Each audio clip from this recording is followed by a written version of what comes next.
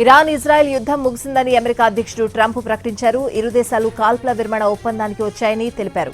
ఈ విషయాన్ని ఆయన తన సోషల్ మీడియా ట్రూత్ లో పోస్ట్ చేశారు. 12 రోజులుగా జరుగుతున్న యుద్ధానికి ముగింపు దొరికిందని పేర్కొన్నారు. రెండు దేశాలను అభినందిస్తూ పోస్టులో రాసుకొచ్చారు. అయితే ఇరాన్ మాత్రం యుద్ధం ఆగలేదని, కాల్పుల విరమణ జరగలేదని అంటోంది. ట్రంప్ ప్రకటనను ఖండిస్తూ ఇరాన్ ఈ ప్రకటన చేసింది. తమకు యుద్ధం చేసే ఉద్దేశం లేదని, ఇజ్రాయెల్ ఆపితే తాము ఆపుతామని ఇరాన్ అంటోంది.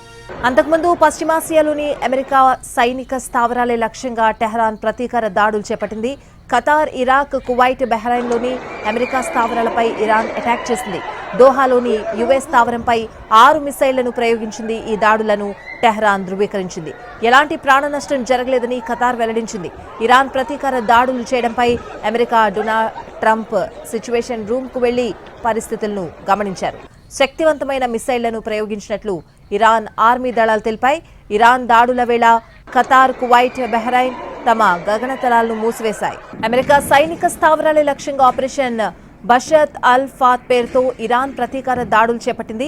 ఈ దాడులపై అమెరికా అధ్యక్షుడు ట్రంప్ చాలా వ్యంగ్యంగా స్పందించారు. ఇరాన్ రియాక్షన్ చాలా వీక్ గా ఉందని సెటైర్ వేశారు. ప్రతీకార దాడులు చేపడతామని ముందే చెప్పినందుకు ట్రంప్ ఆ దేశానికి థ్యాంక్స్ అన్నారు.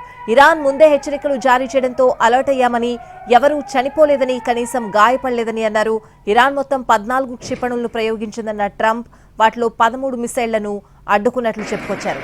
మిగిలిన ఒకదానితో ఎలాంటి ప్రమాదం లేకపోవడంతో దాన్ని వదిలేసినట్లు తెలిపారు.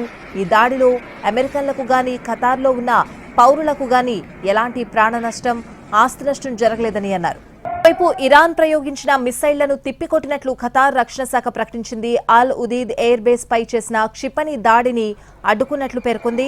తమ దేశంలోని ఎయిర్ బేస్లపై ఇరాన్ దాడి చేయడాన్ని ఖతార్ ఖండించింది. ఇరాన్ దురాక్రమణకు బదులివ్వకుండా వదిలిపెట్టబోమని ప్రకటించింది.